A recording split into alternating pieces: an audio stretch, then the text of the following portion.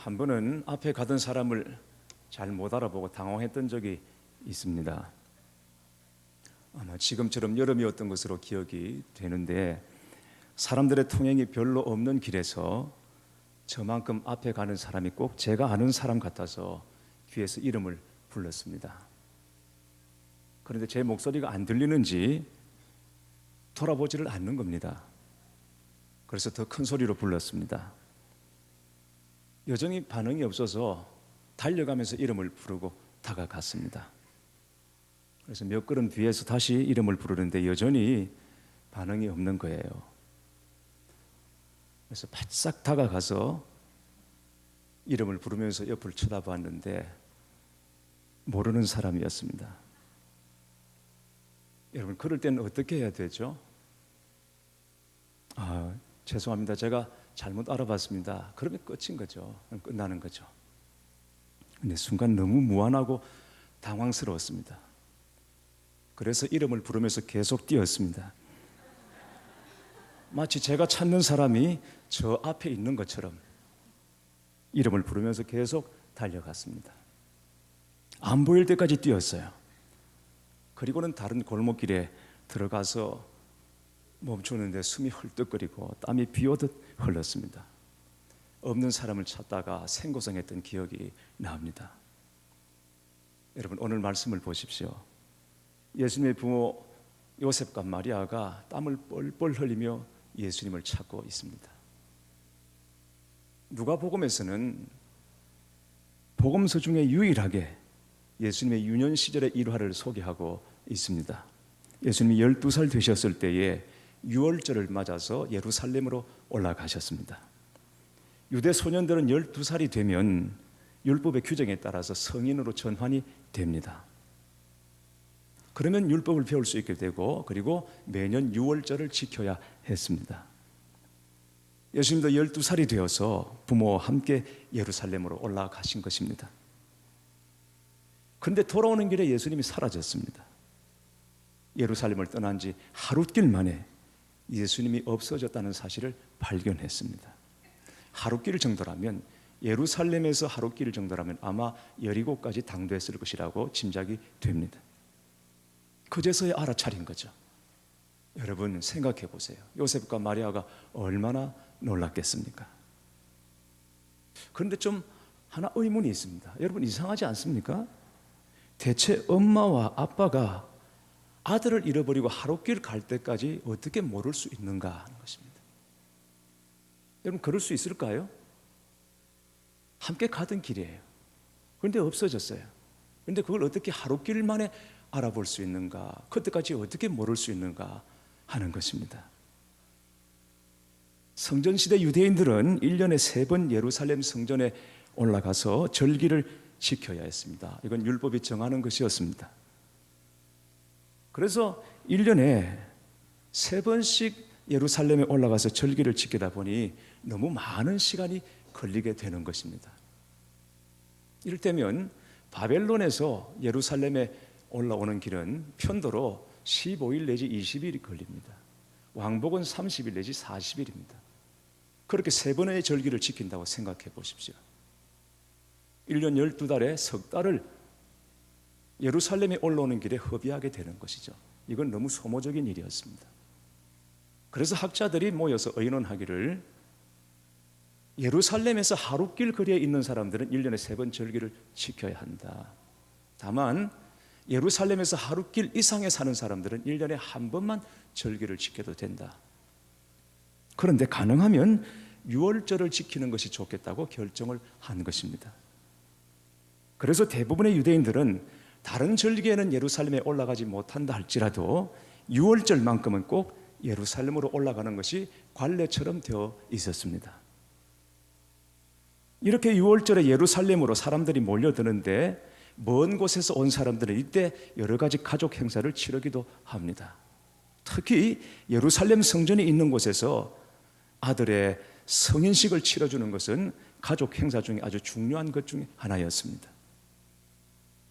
이런 상황에서 12살이 되신 예수님은 요셉과 마리아를 따라 나사렛에서 5일 정도 떨어진 예루살렘으로 올라가고 있었습니다. 여러분, 당시에 먼 길을 여행한다는 것은 수많은 위험을 감수해야 하는 여정이었습니다. 왜냐하면 길에는 사나운 맹수들이 있었고 또 강도와 도적대가 들끓던 시대였기 때문입니다. 누가복음 10장에 보면 여리고에서 강도 맞는 사람의 이야기가 나오지 않습니까?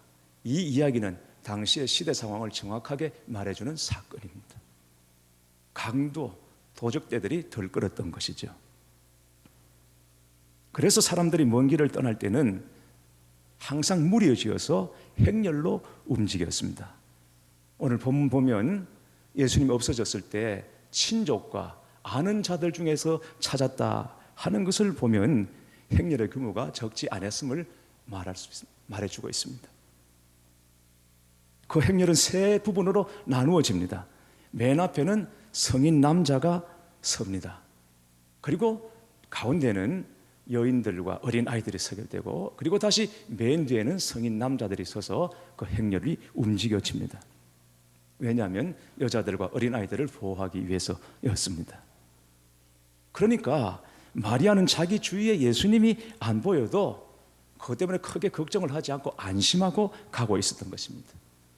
요셉도 마찬가지입니다. 요셉이 행렬 앞에 섰는지 혹은 행렬 뒤에 섰는지는 알 수 없지만 그러나 요셉은 믿었던 것이죠.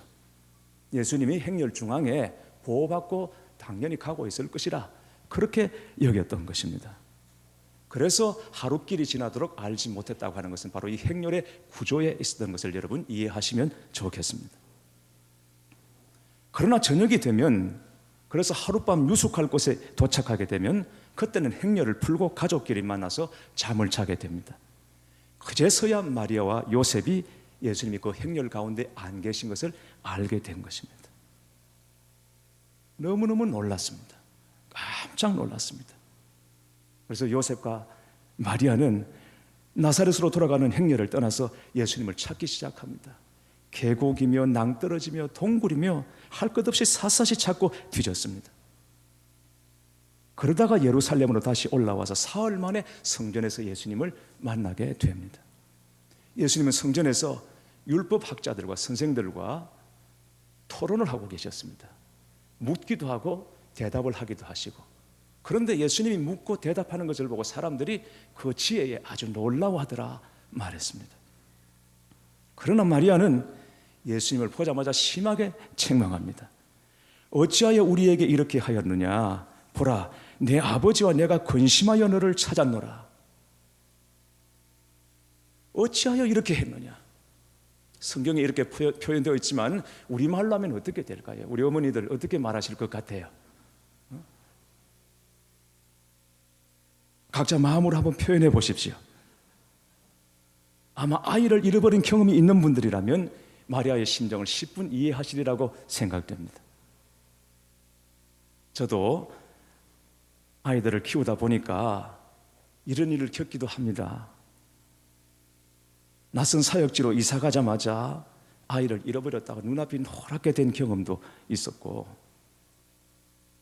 부산에 와서는 두 아들을 한꺼번에 잃을 뻔했던 적도 있었습니다. 몇 년 전에 롯데 자이언츠 경기가 사직구장에서 있던 날, 쌍둥이 아이들이 거기를 보내달라는 거예요. 거기 가고 싶다고 아주 노래를 불렀어요.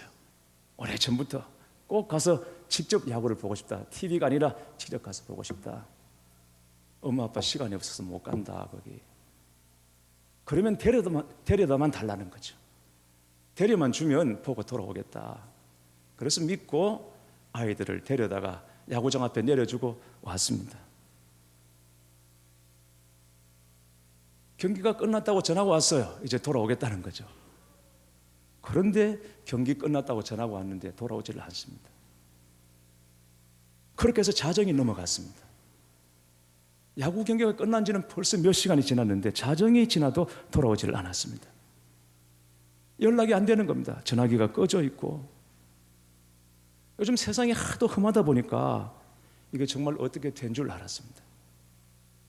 여러분 아시다시피 제 아이들이 덩치도 있고 힘이 있으니까 데려가기가 얼마나 좋아요. 데려가면 써먹을 때가 굉장히 많습니다. 그래서 우리 교회에서도 유치부, 어린이부 뭐 행사할 때마다 애들을 막 끌고 가는 거죠. 왜? 먹여만 주면 되니까. 먹기만 하면 얘들은 그냥 힘을 막 쓰는 거거든요. 그러니까 얼마나 좋아요. 아주 단순하거든요. 이게 먹으면 돼요. 그리고는 그냥 힘을 막 발산하는 거죠. 그러니까 유치부에서 데려가려고 그러지, 어린이부에서 데려가려고 그러지. 그래서 이 시즌이 되면 건수를 찾는 거죠, 애들이 지금. 왜? 공식적으로 공부하란 말 안 들어도 되고 가서 마음 편하게 막 발산하고 먹고 이러니까 요즘 뭐가 없냐, 그리고 막 이렇게 차고 그러는 거죠. 얼마나 좋아요.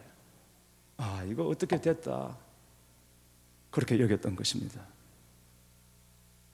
집안에 있다가 바깥에 있다가 어쩔 줄을 몰라 안절부절하고 있는데 자정이 훨씬 넘은 시간에 아이들이 허겁지겁 돌아왔습니다. 너무 감사하고 반갑고 안도했는데, 그런데 제 속마음과는 달리 아이들에게 불같이 화를 냈습니다. 아이들은 겁에 질려 있었고, 자초지종을 들어보니까 경기가 끝나고 선수들 얼굴을 보려고 악수 한번 해보려고, 그리고 락커 앞에서 기다리고 있다가 다 정리하고 나온 선수들 악수하고 말부터 보고, 그러다가 늦어진 거예요. 근데 설상가상으로 버스를 탔는데 이게 번호만 가지고 탔는데 집과는 반대 방향으로 가는 차를 탄 것입니다. 그걸 알아차리고 아이들이 얼마나 당황했는지 더 헤매게 된 것이죠. 그러다가는 자정이 훨씬 넘은 시간에 집으로 돌아왔습니다. 그때 아찔했던 기억이 납니다. 마리아가 어찌하여 우리에게 이렇게 하였느냐, 보라, 내 아버지와 내가 근심하여 너를 찾았노라 하는데 예수님이 뭐라고 말씀하십니까? 어찌하여 나를 찾으셨나이까? 내가 내 아버지 집에 있어야 할 줄을 알지 못하셨나이까? 라고 반문하십니다. 교회 여러분, 우리는 여기서 예수님의 생각과 요셉, 마리아의 생각이 너무 다르다는 것을 알 수 있습니다. 요셉과 마리아는 예수님이 동행 중에 있는 줄 알았다는 것입니다. 그리고는 하루길이 지난 다음에 예수님이 동행 중에 계시지 않는 것을 알고는 찾기 시작하는데, 어디서 찾느냐? 친족과 아는 자들 중에서 찾더라는 것이죠. 그러나 예수님은 내가 내 아버지 집에 있어야 할 줄을 알지 못하셨나이까? 라고 하십니다. 여러분, 이런 비유가 어떨지는 모르겠습니다만 제가 어릴 때 시골에서 소를 먹이다가 소를 간혹 잃어버릴 때가 있습니다. 학교 갔다 오면 풀도 베고 또 소도 먹이고 그랬어요. 그러면 소를 산으로 끌고 와서는 이 뿔에다가 고삐를 감습니다. 고삐에 걸리지 않도록, 고삐가 나무나 풀에 걸리지 않도록 뿔에다 감는 거죠. 그리고 풀어놓아요. 그런데 신기하게 해가 지면 소들이 다 다시 돌아옵니다. 설령 돌아오지 않아도 집에 가면 와 있어요. 이 소가 자기 집은 희한하게 찾아요. 그런데 진짜 돌아오지 않는 소들이 가끔 있습니다. 잃어버린 거죠. 그러면 이제 횃불 들고 찾는데 어디 가면 소가 있느냐? 무덤가에 가면 소가 있습니다. 참 이상합니다. 왠지는 모르겠습니다만은 소가 없어졌을 때 횃불 들고 무덤을 찾아보면 무덤가에 소가 거기 쭈그리고 앉아 있습니다. 그래서 소를 먹이다 잃었다. 그럼 일단 무덤부터 찾는 것이죠. 예수님이 안 보입니다. 그러면 어디 계시는 것입니까? 성전에 계시죠. 그러나 이건 지금 우리의 생각이고, 마리아와 요셉은 당연히 예수님이 동행 중에 있는 줄로 생각했습니다. 또 거기가 아닌 줄 알았을 때는 당연히 친족이나 아는 자들 중에 있을 것으로 이들이 알았다는 것입니다. 그러나 예수님은 마리아와 요셉이 생각한 것과는 전혀 다른 의외의 장소에 계셨던 것입니다. 사흘 만에 성전에서 예수님을 찾았다는 것입니다. 여러분, 이상하지 않습니까? 올 때는 하루길 만에 예수님이 안 계신 것을 알았다면 그 길로 곧장 달려가면 하루길 만에 예수님을 만나는 것입니다. 하루길 만에 잃어버린 예수님을 왜 사흘길 만에 찾게 되는 것입니까? 성전에서 사흘 만에 예수님을 찾았다는 것은 무엇을 말해주는 것입니까? 예수님이 안 계신 다른 곳에서 예수님을 찾았다는 것입니다. 이곳 저곳 사방천지에서 예수님을 찾다가 더 이상 찾을 곳이 없어서 마지막으로 찾은 곳이 성전이었다는 것입니다. 적어도 요셉과 마리아에게는 의외의 장소가 성전이었던 것이죠. 교회 여러분, 기억하시기 바랍니다. 예수님은 당연하다고 여기는 곳에 계시지 않았습니다.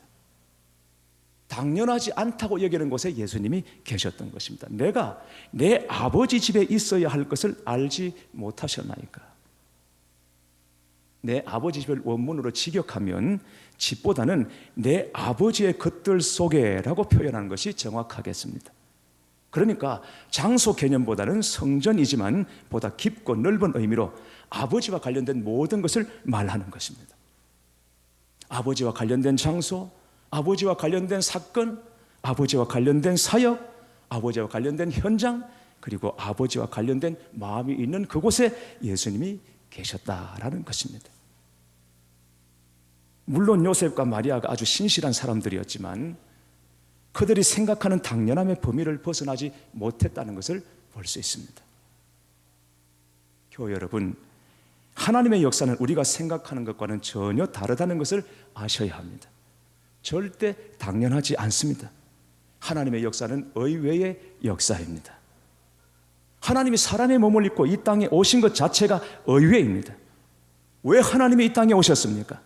하나님은 죄와 의에 대해서 판단하시고 그리고 죄에 대해서는 심판하시면 그만인 것입니다. 하나님은 뭐가 죄인지 뭐가 의인지 판단하실 수 있는 유일한 분이십니다. 그리고 그 판단에 따라서 죄에 대해서는 심판을 하시면 되는 것입니다. 하나님의 심판에 대해서 누가 가타부타 왜 그러냐, 부당하다, 불의하다 그렇게 말할 수가 없습니다. 따질 수가 없습니다. 왜? 하나님은 의로우시고 하나님은 정확하시고 하나님은 완전하시기 때문에. 하나님이 의라고 그러면 그게 의가 되는 것이고 하나님이 죄라고 하면 그게 죄가 되는 것입니다. 그래서 하나님은 죄와 의를 판단하시고 거기에 판단에 따라서 심판을 하셔도 되는 것이죠. 그런데 하나님께서는 우리가 죄로 죽어가는 것을 보실 수가 없어서 사람의 몸으로 이 땅에 오시고 우리 모든 죄를 홀로 담당하시고 십자가에 못 박히셨습니다. 이 십자가의 복음을 믿는 자가 구원을 받습니다. 여러분, 이게 당연한 것입니까? 이게 당연하다면 이 세상에 예수 믿지 못할 사람이 아무도 없을 것입니다. 절대 당연한 것이 아닙니다. 여러분은 여러분이 구원받은 자로 살아가는 것이 당연하다고 생각하십니까? 절대 당연하지 않습니다. 천국 가면 세 가지 놀랄 일이 있다고 하지 않습니까? 첫째는 당연히 올 줄 알았던 사람이 거기 없다는 것. 그리고 둘째는 당연히 못 올 줄 알았던 사람이 거기 있더라는 것이고, 그리고 마지막 세 번째는 나 같은 자가 바로 그 천국에 있다는 것입니다. 여러분, 이게 절대 당연한 것이 아닙니다. 기적이 무엇입니까? 당연하지 않는 일이 일어났을 때 우리는 그것을 기적이라고 말하지 않습니까? 그래서 저와 여러분, 우리의 구원은 기적인 것입니다. 오늘 내가 여기 하나님을 예배하는 자로 앉아 있다는 것 자체가 기적인 줄 믿으시기 바랍니다. 전혀 다른 배경과 전혀 다른 성향을 가지고 우리가 피 한 방울 섞이지 않았음에도 불구하고 오늘 모여있는 우리가 한 형제요 자매라고 말할 수 있는 것 자체가 여러분 기적인 줄 아셔야 합니다. 이거야말로 정말 의외의 사건인 것입니다. 여러분, 여러분 중에 누구라도 여러분이 누리는 은혜를 당연한 것으로 여기시면 안 됩니다.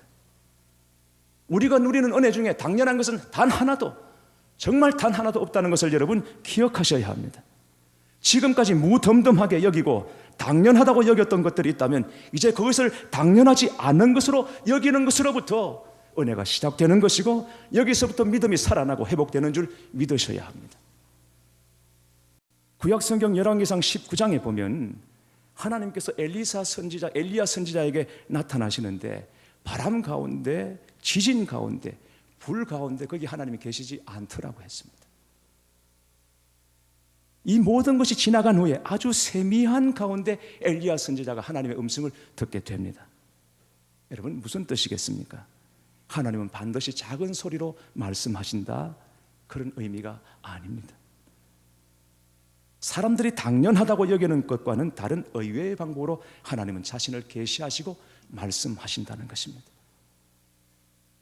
그러니까 어떤 사례나 상식이나 습관이나 경험에 매이지 말고 매일 매 순간 주님을 주목하고 주님을 의지해야 하는 것입니다. 오늘은 내게 이렇게, 내일은 또 어떤 모습으로 하나님이 우리에게 자신을 계시해 주실지 아무도 모르는 일이기 때문입니다. 여러분, 사는 게 너무 힘들어서, 너무 어려워서, 고통스러워서 절망이십니까? 여러분, 낙심에 빠지셨습니까? 여러분이 가지고 계셨던 꿈이 꺾이고 좌절을 맛보셨습니까? 소망이라고는 하나도 안 보이는 것처럼 여러분의 삶이 어둡기만 하십니까? 이럴 때 당연히 사람들은 말할 것입니다. 이제 안 된다. 그걸로 끝이다. 불가능하다. 이젠 정말 어렵다. 그렇게 말할 것입니다. 사람들은 당연히 그렇게 말할 그때, 이젠 정말 끝이라고 말할 그때 하나님은 우리가 생각하지 못한 방법으로 의외의 역사를 일으켜 주실 줄 믿으시기 바랍니다. 그래서 나의 끝이 하나님의 시작이라고 여러분 말하지 않습니까? 어느 목사님이 설교란 목사가 하나님 편드는 것이라 그렇게 말했습니다. 설교는 목사가 하나님 편드는 것입니다. 신앙생활은 여러분, 신앙생활도 별거 아닙니다. 복잡하지 않습니다. 다른 것이 아닙니다. 신앙생활은 저와 여러분이 주님 편에서 주님의 뜻과 주님의 마음과 주님의 관심을 우리가 찾아서 알고 그걸 붙잡아 나가는 것입니다. 그래서 주님 편에 서는 것, 그게 바로 신앙생활인 것입니다. 사랑하는 교회 여러분, 하나님을 믿는다는 것은 내 생각대로 믿는 것이 아닙니다. 신앙생활은 내 생각대로 하는 것이 아닙니다. 내 생각대로, 내 방식대로, 내 경험대로 하면서도 하나님이 늘 동행하기를 바란다면 그건 일종의 미신과 같은 것입니다. 신앙생활은 내가 주님을 따르는 것이지 내가 주님을 끌고 가는 것이 아니기 때문입니다. 주님의 마음이 있고 주님의 뜻이 있고 주님의 관심이 있고 주님의 열심이 있는 거기에 내가 있어야 하는 것입니다. 이걸 놓치면 주님과 멀어지고 신앙생활에 침체가 오게 됩니다. 믿음, 충만, 은혜, 능력 너무너무 귀하죠. 믿음도 좋고 능력도 좋고 은혜, 충만 다 좋습니다. 귀합니다. 그런데 여러분, 잃어버리는 것은 한순간입니다. 충만했다가 한순간에 넘어지고 믿음 자랑했다가 한순간에 꺾이고 능력 자랑했다가 완전 꺾이게 되는 거, 여러분, 한순간인 것입니다. 그러다가 그거 다시 찾는 건 너무너무 힘든 일이죠. 마리아와 요셉이 예수님을 잃었을 때는 하루요, 다시 찾을 때는 사흘이 걸렸다는 것, 여러분 꼭 명심해야 합니다. 잃을 때는 하루였습니다. 다시 찾을 때는 사흘이었습니다. 여러분, 이건 우리 영적인 원리와 꼭 같은 것입니다. 잃었다가 다시 찾는 것도 귀하지만 잃지 않고 일상의 은혜를 누리는 것이 더 귀한 줄 아셔야 합니다. 주님과 멀어지는 이유가 무엇입니까, 여러분? 주님의 임재와 주님과의 교제를 방해하는 것이 있다면 여러분, 그게 도대체 뭐란 말입니까? 주님과 멀어지지 마십시오. 주님을 가까이 하시기 바랍니다. 주님은 지금 우리와 너무 가까이 계십니다. 여러분의 마음과 여러분의 생각을 주님께 드리십시오. 그러면 의외의 자리에서, 의외의 상황에서, 의외의 일을 통해서 우리가 다시 주님을 만나게 될 것입니다.